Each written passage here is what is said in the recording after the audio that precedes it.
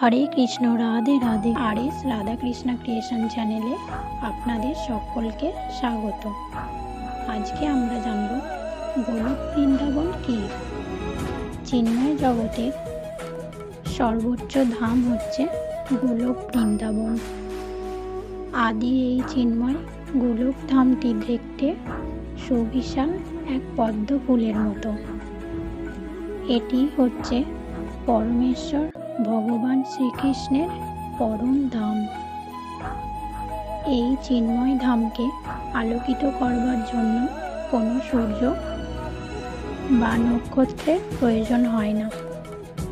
মূলত এই গোলক বৃন্দাবন ধাম থেকে যে ব্রহ্মজ্যোতি নির্গত হয় তার আলোয় সমস্ত জগতে আলোকিত হয়। এখানে ঋতু মানে বসন্তকাল।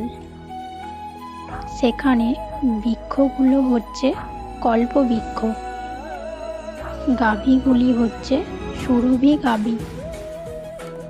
সেখানে ঘর বাড়ি বা রাস্তাগুলো চিন্তামণি পাথর দ্বারা নির্মিত। সেখানে সহস্র শত লক্ষ্মী দেবী একনিষ্ঠ প্রেমময়ী শ্রদ্ধা ও ভক্তির সাথে শ্রীকৃষ্ণের সেবা করে চলেছেন। মূলত গোলকের লক্ষ্মী দেবীরাই হচ্ছেন সমস্ত বৈকুণ্ঠ লোকের লক্ষ্মী দেবীর উৎস। সেখানে চলা মানেই নৃত্য এবং কথা মানেই গীত। মূলত গীত থেকেই গীতা শব্দটি এসেছে।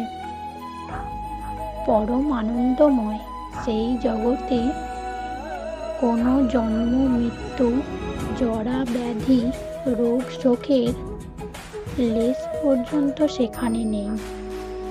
সদা নিত্য এবং চির আনন্দময় কৃষ্ণের সেই পরম ধাম।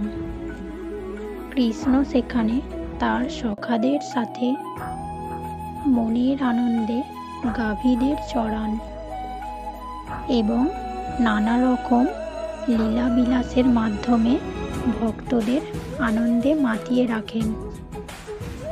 হরে কৃষ্ণ, রাধে রাধে।